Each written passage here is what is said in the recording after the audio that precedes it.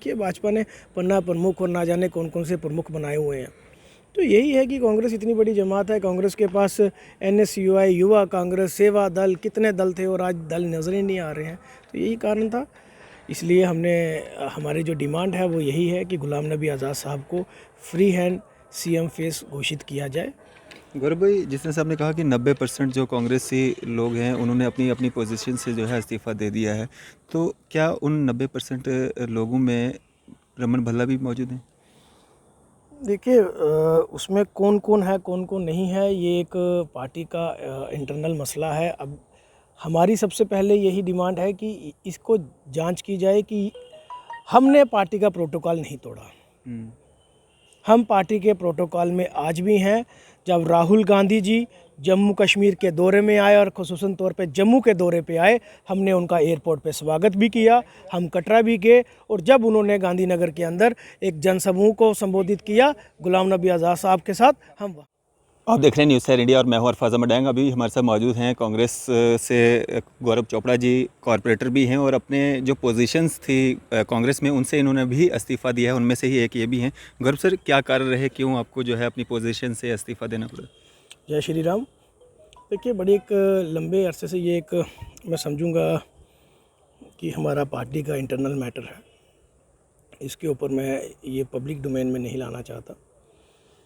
सबसे पहली बात, ये मीडिया के अंदर जो ये लीक हुई है, ये कहाँ से लीक हुई है? क्योंकि जिन लोगों ने रिज़ाइन किया, हम लोगों ने इसे आला कमान को सौंपा था और हमने मेल की थी, ना हमने व्हाट्सएप किया, ना हमने कोई फैक्स किया। कैसे ये लीक हुई, पहले इसके ऊपर जांच होनी चाहिए।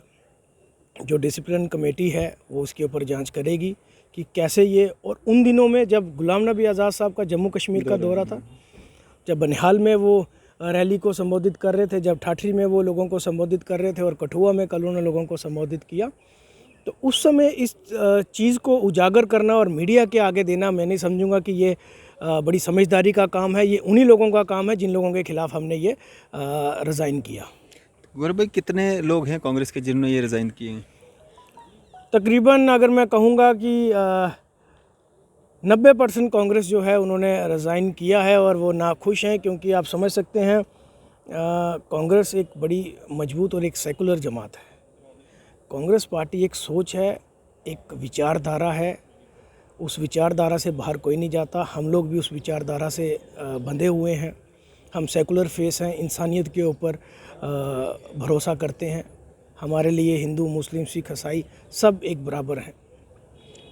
तो कांग्रेस में जो आज J&K का जो इस वक्त हालात चल रहे हैं, हमारा सिर्फ ये कहना है कि कांग्रेस को इस मुश्किल दौर से अगर कोई बाहर निकाल सकता है तो वो जनाब गुलाम नबी आज़ाद साहब, क्योंकि उनके 2.5 साल के पीरियड में जब वो चीफ मिनिस्टर जम्मू कश्मीर के रहे, तो आज़ाद साहब ने जो काम, जितनी तहसीलें, डिस्ट्रिक्ट जो मेडिकल कॉलेज, डिग्री कॉलेज, हर ज़िले में स्कूल, जितना डेवलपमेंट गुलाम नबी आज़ाद साहब के टाइम पे हुआ वो हमें अभी तक देखने को नहीं मिला। कितने चीफ मिनिस्टर रहे, आपने PDP और भाजपा की हुकूमत भी देखी, आपने NC की भी हुकूमत देखी, आपने अपनी पार्टी को भी देख लिया, कितने बड़े बड़े वादे उन लोगों ने भी किए। लेकिन 370 टूटने के बाद और एक स्टेट को UT में तब्दील करने के बाद आज जो देश के जो हमारी जम्मू कश्मीर की स्टेट के जो हालात बने हुए हैं, उससे कांग्रेस को रिवाइव करना, उससे कांग्रेस को बाहर निकालना और हुकूमत की तरफ बढ़ना और इलेक्शनों की तरफ बढ़ना, तो वो गुलाम नबी आज़ाद साहब बढ़ा सकते हैं। एक भी बड़ा चेहरा 2014 के बाद, अगर मैं कहूँ 15 के बाद, तो कांग्रेस में वो ज्वाइन नहीं किया। उन्होंने अगर विकल्प निकाला तो अन्य छोटी छोटी पार्टियां जो हमारी जम्मू की लोकल पार्टी हैं उनमें जाना उन्होंने बेटर समझा बजाय कांग्रेस के। कितने हमारे डिस्ट्रिक्ट प्रेसिडेंट्स, ex-MLAs, ex-मिनिस्टर्स, ex-MLCs, महिला कांग्रेस, कितने लोग कांग्रेस छोड़ के चली गए और उन्होंने कुछ और विकल्प सोचा, उन्होंने कांग्रेस में काम करना नहीं सोचा।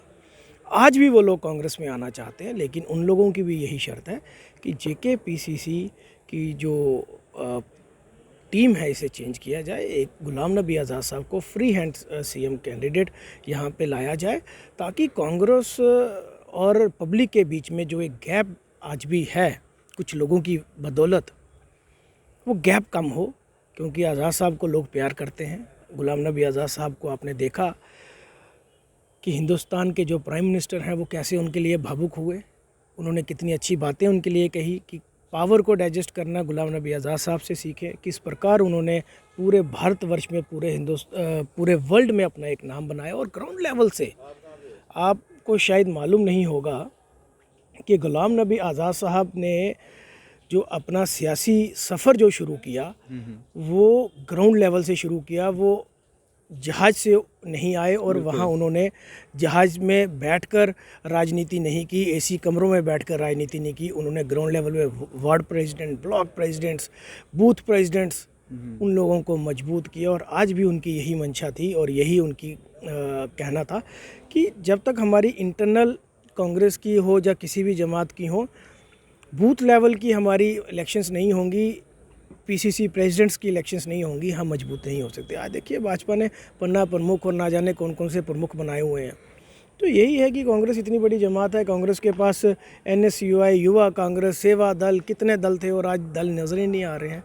तो यही कारण था, इसलिए हमारी जो डिमांड है वो यही है कि गुलाम नबी आज़ाद साहब को फ्री हैंड सीएम फेस घोषित किया जाए। गौरव भाई, जिस तरह से आपने कहा कि 90% जो कांग्रेसी लोग हैं उन्होंने अपनी अपनी पोजीशन से जो है इस्तीफ़ा दे दिया है, तो क्या उन 90% लोगों में रमन भल्ला भी मौजूद हैं? देखिए उसमें कौन कौन है कौन कौन नहीं है ये एक पार्टी का इंटरनल मसला है। अब हमारी सबसे पहले यही डिमांड है कि इसको जांच की जाए कि हमने पार्टी का प्रोटोकॉल नहीं तोड़ा। हम पार्टी के प्रोटोकॉल में आज भी हैं। जब राहुल गांधी जी जम्मू कश्मीर के दौरे में आए और ख़ुसूसन तौर पे जम्मू के दौरे पे आए, हमने उनका एयरपोर्ट पे स्वागत भी किया, हम कटरा भी गए। और जब उन्होंने गांधीनगर के अंदर एक जनसमूह को संबोधित किया गुलाम नबी आज़ाद साहब के साथ, हम वहाँ पे भी थे और हमने बाकायदा राहुल गांधी जी के नारे लगाए, वेलकम किया। राहुल गांधी जी हमारे लीडर हैं, सोनिया गांधी जी आएंगी वो हमारी लीडर हैं, हम उनका दिल खोल के वेलकम करेंगे। लेकिन जिनके साथ हमारी लड़ाई है, जिन्होंने आज नुकसान पहुंचाने की कोशिश की है, तो वो देखेंगे पार्टी हाईकमान इसके ऊपर क्या फ़ैसला करती है। तो खुल के सामने तो आ ही गए हैं आप, मतलब जिस तरह से आज जो है मीर साहब को भी पार्टी हाईकमान ने जो है दिल्ली बुलाया है, तो क्या लगता है आपको, क्या निर्णय लिया जा सकता है? क्योंकि अब 5-6-7 साल से जो है एक ही चेहरा जो है प्रेसिडेंटशिप की कुर्सी पे बैठा हुआ, जो वर्कर है वो नाराज है। चेंजेस जो है वो मस्ट, क्योंकि चेंज होना चाहिए। जब एक कोई भी नया व्यक्ति काम करता है तो उसको नए जुनून से काम करते हैं। समझना चाहिए कि एक नया व्यक्ति नए तरीके से काम करेगा, नई टीम के साथ काम करेगा, नई ऊर्जा के साथ काम करेगा और हमें कुछ सीखने को, देखने को मिलेगा कि पब्लिक हमारे बीच में कैसे आएगी, पब्लिक हमारे साथ कैसे जुड़ेगी। छोटे छोटे जलसे करने से और भाजपा को पूरी तरीके से काउंटर ना करने से हमारे साथ हम सरकार की तरफ, इलेक्शंस की तरफ नहीं बढ़ सकते।